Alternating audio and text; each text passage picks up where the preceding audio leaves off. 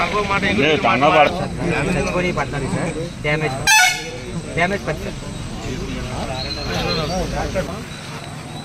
వెంకటరాజు గారు నమస్కారం. నేను ఇటు కోయిలగూడెం పెళ్లికి వెళ్తున్నా. ఈ నవీపేట దగ్గర ఒక 25 మేకల్ని వ్యానుడు ఒకటి తొక్కిచ్చాడు. నేను ఇక్కడ ఆగాను. కొద్దిగా మీరు ఆ డిఎస్పీకి చెప్పి సిఐకి చెప్పి ఆ వెహికల్ని అంత తొందరగా వదిలిపెట్టద్దని చెప్పండి. ఎందుకనంటే ఆడి బాధ వర్ణాతీతం కదా. వీడికి డబ్బులు ఇప్పించి పంపిద్దాం. దట్ రెండోది ఏంటంటే దీని మీద కేసు కడితే కనుక మన వెటనరీ డాక్టర్ వస్తాడు, పోస్ట్ మార్టం చేస్తాడు. మొత్తం ఇవేవి పనికిరావు. ఒకటి కూడా మొత్తం ఇప్పుడే ఎఫ్ఐఆర్ కట్టమనండి. గవర్నమెంట్ డాక్టర్ని ఇప్పుడు నైటే అరేంజ్ చేసి పోస్ట్ మార్టం చేసామనండి.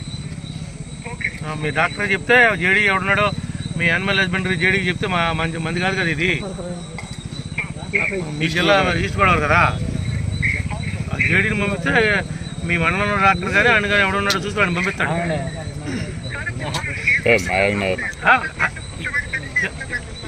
నేనండి నాకు తెలిసినంత వరకు వాడు తక్షణ సాయం కింద కొంత అమౌంట్ వాడి దగ్గర తీసుకుంటాం.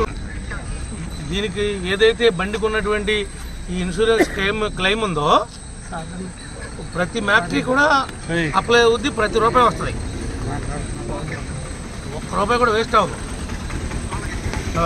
ఏవైతే ఈ చనిపోయినాయని మన డాక్టర్ సర్టిఫికేట్ ఇచ్చాడో ఆ సర్టిఫికేట్ ప్రకారం ప్రతి దానికి కూడా క్లెయిమ్ వస్తుంది. ఇప్పుడు ఆ డ్రైవింగ్ లైసెన్స్ అవన్నీ ఓనర్ పర్ఫెక్ట్గా పెట్టమనండి.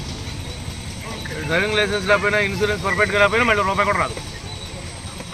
అవన్నీ పర్ఫెక్ట్గా కాగితాలు ఉన్నాయో చూసి మీరు కొద్దిగా మానిటరింగ్ చేయండి. అట్లాగే వెంకటరాజు ఉంటా. 4 ఉన్నాయి సార్. ఎన్ని ఉంటాయి? పని చేయి. నువ్వు రేపు పొద్దున వ్యాన్ తెచ్చుకో. ఇవన్నీ అడవుడు అయిపోయిన తర్వాత 10 సూడి మేకలు ఇస్తా. 10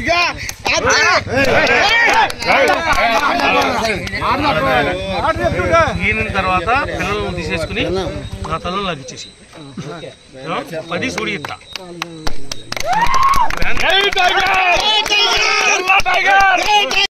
నా ఫోన్ నెంబర్ ఇచ్చి ఎప్పుడు వస్తానంటే ఇప్పుడు 10 మేకలు ఇస్తా. సూడి